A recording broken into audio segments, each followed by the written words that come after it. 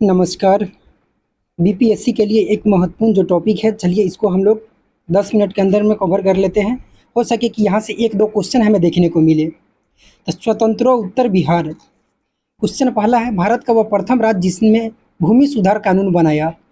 इसका बिहार हो जाएगा। बिहार लैंड रिफॉर्म्स एक्ट 1950 बनाया गया। क्वेश्चन है, देश के किस राज्य ने सबसे पहले जमींदारी उन्मूलन कानून बनाया? तो बिहार के द्वारा ही बनाया गया।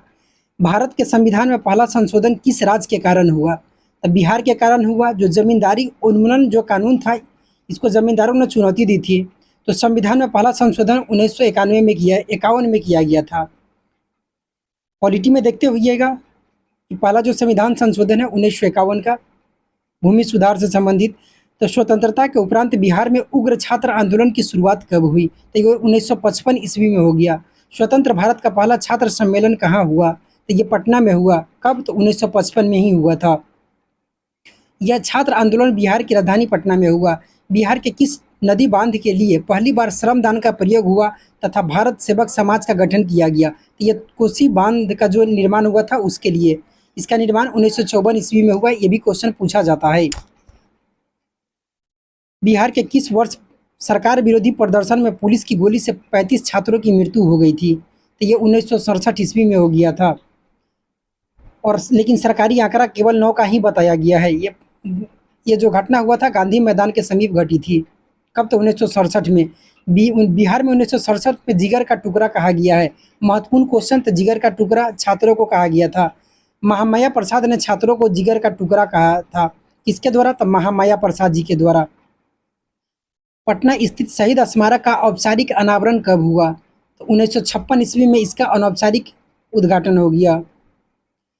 बिहार में नक्सलवाद की शुरुआत कब से हुई? तो 1967 से 69 के बीच में। महत्वपूर्ण क्वेश्चन है, पूछा गया क्वेश्चन है। बिहार में नक्सलवाद का जो है शुरुआत किस जिले से हुआ था? तो ये भोजपुर जिला से इसका शुरुआत देखने को मिला था। देश में पहली बार राजनीति के जांच आयोग का गठन किस राज्य में हुआ था? तो ये बिहार में ही हुआ था। महामाया सरकार ने 1 अक्टूबर 1967 के देश के प्रथम बार सर्वोच्च न्यायालय के सेवानिवृत्त न्यायाधीश टी.एल. वेंकटरामन अय्यर की अध्यक्षता में एक आयोग का गठन किया। किसने? तो महामाया सरकार के द्वारा। इस आयोग ने राज्य के 6 बड़े नेताओं के.बी. सहाय, महेश प्रसाद सिन्हा, राम लखन सिंह यादव, राघवेंद्र नारायण सिंह और सत्येंद्र नारायण सिंह और अंबिका चरण सिंह पर भ्रष्टाचार का आरोप लगाया। तो राजनीतिक जांच आयोग का गठन किस राज्य में हुआ? तो बिहार में, देश में प्रथम बार। कब? तो 1 अक्टूबर 1967 को। देश में पहली गैर कांग्रेसी सरकार का गठन किस वर्ष हुआ था? तो ये 1967 में ही हुआ था। बिहार में पहली गैर कांग्रेसी सरकार के मुख्यमंत्री कौन थे? तो ये महामाया प्रसाद जी सीएम बने हुए थे, जो गैर कांग्रेसी थे, मतलब कि इनका संबंध कांग्रेस से नहीं था। बिहार के किस स्थान ने सर्वप्रथम स्कूलों में अंग्रेजी की पढ़ाई की अनिवार्यता को खत्म कर दिया? तब महामाया प्रसाद सरकार के दिन द्वारा ही 1967 ईस्वी में इसे खत्म कर दिया गया। तब से लेकर के अब तक अंग्रेजी को मैट्रिक में इसमें केवल पास फेल में इसमें नंबर जो इसका है ये ऐड नहीं होता है। तो 1967 में शिक्षा मंत्री कर्पूरी ठाकुर के कौन थे? शिक्षा मंत्री कर्पूरी ठाकुर के आदेश पर मैट्रिक पास होने के लिए अंग्रेजी पास होना जरूरी नहीं है। 1967 से महामाया सरकार के समय छात्रों की खुली छूट मिली और तथा शिक्षा जगत में कई परिवर्तन हुए। संपूर्ण क्रांति देश के किस राज्य से संबंधित है? महत्वपूर्ण क्वेश्चन। तो ये बिहार से है। संपूर्ण क्रांति की को बिहार आंदोलन भी कहा जाता है। अगर पूछा जाए कि बिहार आंदोलन किसे कहा जाता है, तो संपूर्ण क्रांति को। बिहार में छात्र या जेपी आंदोलन की शुरुआत किस वर्ष हुई? तो 1974 ईस्वी में। बिहार राज्य के सीमाओं का स्वतंत्रता उपरांत सर्वप्रथम गठन कब हुआ? तो 1956 ईस्वी में हुआ। सीमाओं का 1956 में हुआ, मतलब कि स्वतंत्रता के बाद बिहार के जो सीमा है उसका गठन 1956 में। बिहार में सर्वप्रथम साझा सरकार का निर्माण जो हुआ 1967 में ही हुआ था। संपूर्ण क्रांति का नेतृत्व जयप्रकाश नारायण जी के द्वारा किया गया हुआ था। मोस्ट इंपोर्टेंट क्वेश्चन, छपने वाला क्वेश्चन। बिहार की संपूर्ण क्रांति की शुरुआत की थी तो छात्रों के द्वारा किया गया था। बिहार के किस आंदोलन के दूसरी जंग ए आज़ादी कहा गया? तो संपूर्ण क्रांति को ही कहा गया। और दूसरी महात्मा गांधी जयप्रकाश नारायण जी को कहा जाने लगा। यह आज़ाद भारत का सबसे बड़ा जन आंदोलन था। इस पर ध्यान दीजिएगा। संपूर्ण क्रांति जो था ये आज़ाद भारत का सबसे बड़ा जन आंदोलन था। संपूर्ण क्रांति की शुरुआत जो हुआ था ये पटना से ही हुआ था। संपूर्ण क्रांति किस छात्र आंदोलन का नाम संपूर्ण क्रांति किसके द्वारा दिया गया था? तो जयप्रकाश नारायण जी के द्वारा। बिहार में जेपी आंदोलन या संपूर्ण क्रांति से संबंधित कौन सा कथन गलत है? तो इनमें इस आंदोलन को कांग्रेस का समर्थन प्राप्त था, ये कथन जो है ये गलत है, क्योंकि ये उस समय कांग्रेस के विरुद्ध में ही ये चला हुआ था। तो जयप्रकाश नारायण ने इस आंदोलन का नेतृत्व अपने हाथों में इस शर्त पर लिया कि इस आंदोलन को शांतिपूर्ण होगा, कोई दंगा फसाद कहीं नहीं किया जाएगा। अभी जो लालू प्रसाद देख रहे हैं, नीतीश कुमार, रविशंकर प्रसाद, सुशील मोदी, सब उस समय इस आंदोलन से जुड़े हुए थे। यह आंदोलन सन 1975 की इमरजेंसी लगाने के कारणों में था। जी हाँ,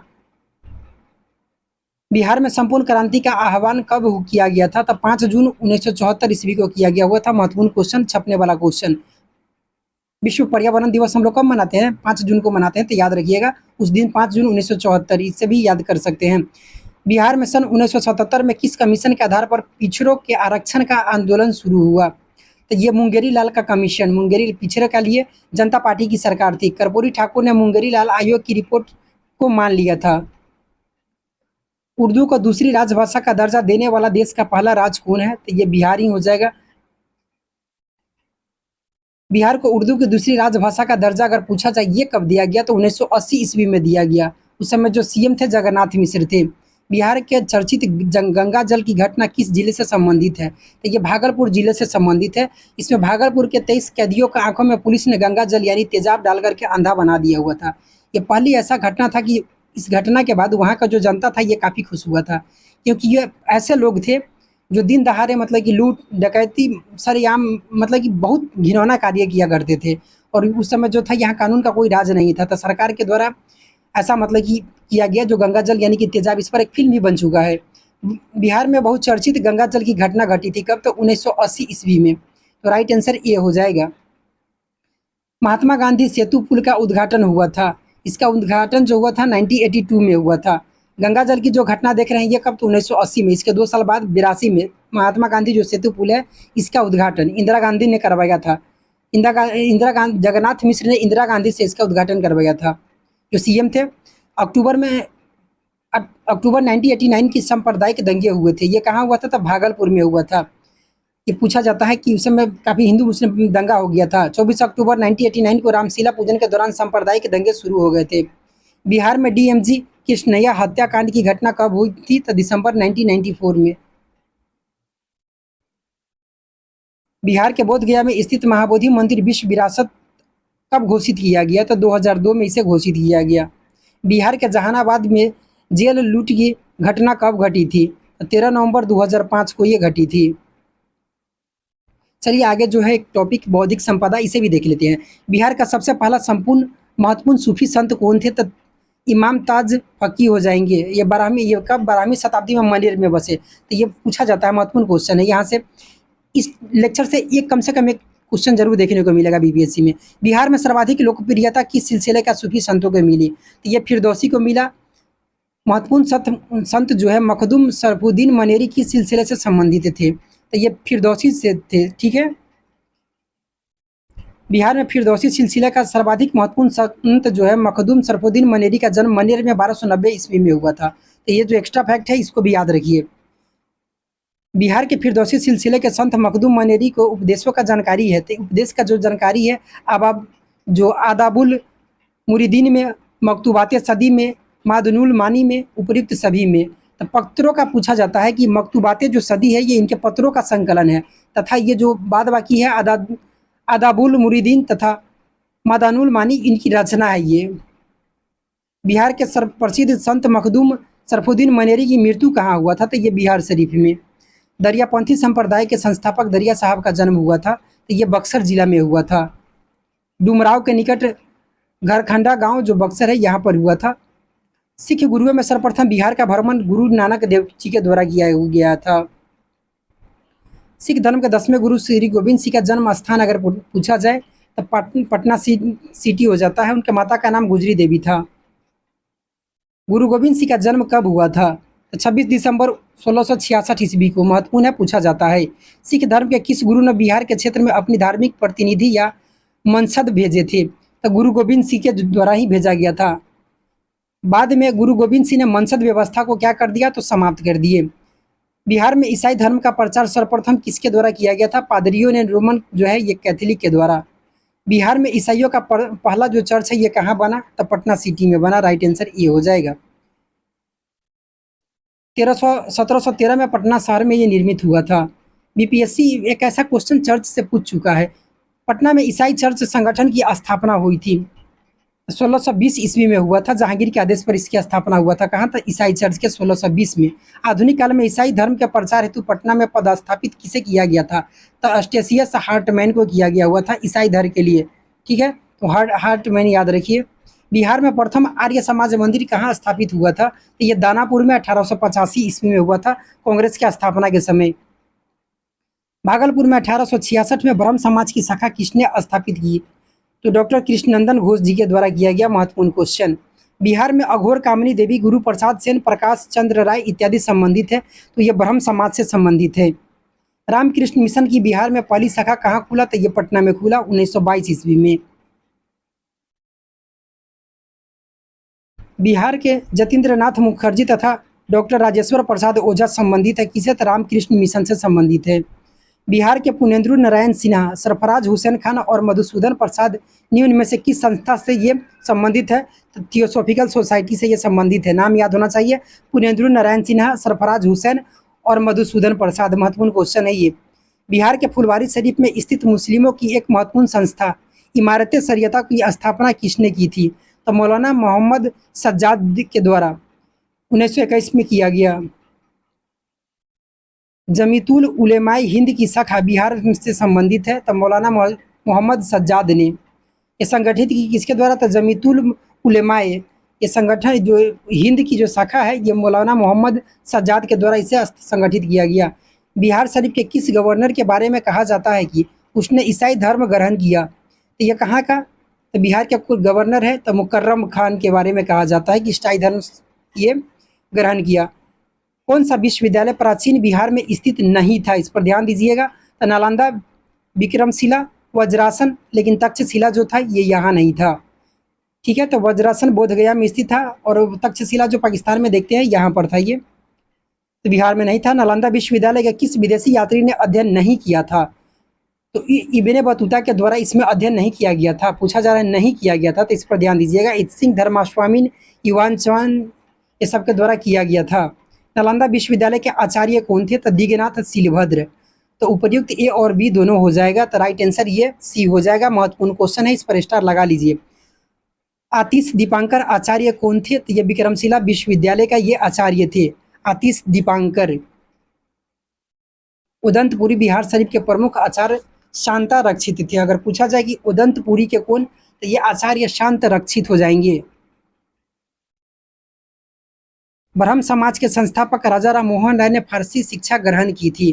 तो ये फारसी शिक्षा कहाँ ग्रहण किए थे? तो ये पटना में किए थे। मुस्लिम धर्म ग्रंथों का अध्ययन करने भी ये पटना आए हुए थे। प्राचीन बिहार में मिथिला से संबंधित थे। तो गौतम, याज्ञवल्क्य, लक्ष्मीधर, उपर्युक्त सभी। गौतम मिथिला के ब्रह्मापुरी गांव में रहते थे। कीर्तिलता और कीर्ति पताका के रचनाकार विद्यापति के संबंध बिहार के किस क्षेत्र से है? तो विद्यापति जी का जो संबंध है जानते ही हैं, मिथिला से। बिहार के प्रसिद्ध साहित्यकार भारतेंदु हरिश्चंद्र की समस्त कृतियाँ प्रकाशित हुई तो खरग विलास प्रेस से।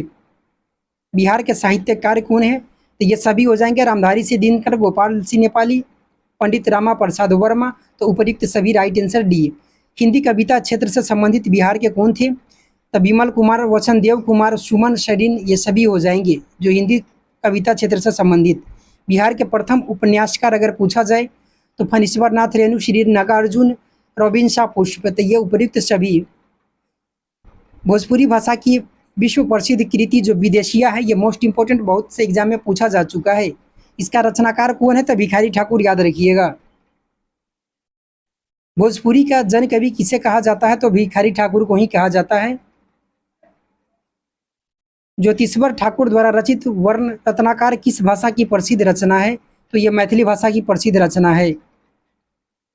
मगही भाषा से संबंधित साहित्यकार कौन हो जाएंगे? तो लक्ष्मी नारायण पाठक, सुरेश दुबे, योगेश्वर सिंह योगेश, उपयुक्त सभी। योगेश्वर सिंह योगेश ने गौतम नामक महाकाव्य की रचना की। तो किसके द्वारा? तो योगेश्वर सिंह योगेश को द्वारा। बिहार का पहला अंग्रेजी अखबार कौन था? तो ये महत्वपूर्ण क्वेश्चन है। द बिहार हेराल्ड, इस पर स्टार लगा लीजिए। गुरु प्रसाद सेन के द्वारा 1875 में इसका प्रकाशन किया गया। बिहार का प्रथम उर्दू अखबार अगर पूछा जाए तो नूरुल अनवार, नूरुल नूरुल याद रखिएगा, नूरुल ऐसे भी याद कराने के भीड़ से बोल रहे हैं। ये उर्दू अखबार आरा से मोहम्मद हाशिम द्वारा प्रकाशित हुआ। कहाँ से? तो आरा से। पूछा जाए किसके द्वारा, तो मोहम्मद हाशिम के द्वारा। बिहार का पहला हिंदी समाचार पत्र तो बिहार बंधु 1874 में यह पटना से प्रकाशित हुआ। 1881 में इंडियन क्रॉनिकल का प्रकाशन बिहार में कहाँ से हुआ, तो ये पटना से हुआ। 1924 में दी पटना टाइम्स का प्रकाशन आरंभ हुआ था। किसके द्वारा किया गया था? दी पटना टाइम्स का प्रकाशन था मोहम्मद यूनिस जी के द्वारा। ये भारत पहले बिहार के मुख्यमंत्री या प्रधानमंत्री जो कहिए ये थे। दरभंगा दरभंगा के महाराज जो कामेश्वर सिंह ने 1931 में किस अंग्रेजी समाचार पत्र की शुरुआत की? The Indian nation. महत्वपूर्ण क्वेश्चन, दरभंगा महाराज का नाम क्या था? कामेश्वर सिंह। कब? 1931 में। अंग्रेजी समाचार पत्र द इंडियन नेशन ये पटना से प्रकाशित होता था। बिहार का प्रथम हिंदी दैनिक अगर पूछा जाए तो हिंदी दैनिक तो सर्वहितौषी, याद रखिएगा, सभी का हित यानी कि डेली होना चाहिए, तो हिंदी सर ये पटना से क्या होता था? तब प्रकाशित होता था। उर्दू के प्रसिद्ध कवि मिर्ज़ा अब्दुल कादिर वेदिल कहाँ के रहने वाले थे? तो ये बिहार के रहने वाले थे। देखिए इसका इमादुल कलंदर, इसका जो राइट आंसर हो जाएगा ये मिला लीजिएगा, 3 2 1 4 ये ही हो जाएगा। तो इमादुल कलंदर। तो मैखान ए इल्हाम ये गज़ल का संग्रह है, मतलब ये सिराते मुक्तकीम, ये देख लीजिए इसका आंसर 3 2 1 4 है, थोड़ा टेढ़ा मेरा नाम है। और अगर देखा जाए अली मोहम्मद साद का, तो इसका हो जाएगा मैखान ए इल्हाम। और अजीजुद्दीन अहमद का अगर पूछा जाए तो गुलाम गुल नगमा हो जाएगा, गुल नगमा हो जाएगा, कविता संकलन है। और उसके बाद अगर देखा जाए कलीमुद्दीन अहमद का, तो ये उर्दू शायरी पर एक नज़र हो जाएगा। उर्दू भाषा में बिहार का पहला इतिहास नक्शे पायदार के रचयिता अगर पूछा जाए तो ये मोहम्मद साद हो जाएंगे। नक्शे पायदार का तो मोहम्मद साद। एक बिहार के हिंदी कवि लाल उजागर है, इसमें एक देखिए बिहार के हिंदू कवि लाल उजागर चंद उल्पत तथा राजा राम नारायण मौर्य ने भी उर्दू भाषा में क्या क्या तो रचनाएं प्रस्तुत की। ठीक है, दो नाम ऐसे अगर पूछा जाए कि जो हिंदी बिहार के हिंदू कवि जिसने उर्दू में भी रचनाएं दिया, तो इसमें एक नाम हो जाएगा लाल उजागर चंद्र। ठीक है, और राजा राम नारायण। बिहार पर उर्दू भाषा में पहली ऐतिहासिक रचना किसने लिखी? तो शाह अजीमाबादी, शम्स मनेरी, प्रदुल हसन उपयुक्त में से कोई नहीं, किसी के द्वारा नहीं लिखा गया। ठीक है, तो बिहार राज्य की प्रमुख प्रचलित भाषाओं में सम्मिलित नहीं है, तो अवधी जो है यहाँ सम्मिलित भाषा में नहीं है, बाद बाकी जो है सभी प्रचलित भाषा कहा जा रहा है, इस पर ध्यान दीजिएगा। मगही भाषा का प्रथम कवि किसे कहा जाता है? तो मगही को भाषा का प्रथम कवि ईशान को कहा जाता है। नालंदा विश्वविद्यालय में शिक्षा का माध्यम जो था ये पाली भाषा था। निम्नलिखित में से बिहार का कौन से एक जिले में भोजपुरी बोली नहीं जाती है? तो शाहाबाद, पलामू, दरभंगा, चंपारण। तो दरभंगा में ये भोजपुरी नहीं बोली जाती है। मैथिली भाषा की भारतीय संविधान की 8वीं अनुसूची में किस वर्ष सम्मिलित किया गया? तो 2003 में इसे सम्मिलित कर लिया गया। ठीक है, तो रहने देते हैं दो ही टॉपिक। ठीक है, हो सके कि एक क्वेश्चन यहाँ से देखने को मिले। चलिए ठीक है, वीडियो को जरूर लाइक कर दीजिए, चैनल पर नए हैं तो सब्सक्राइब कर दीजिए। चलिए मिलते हैं अगले वीडियो में, धन्यवाद।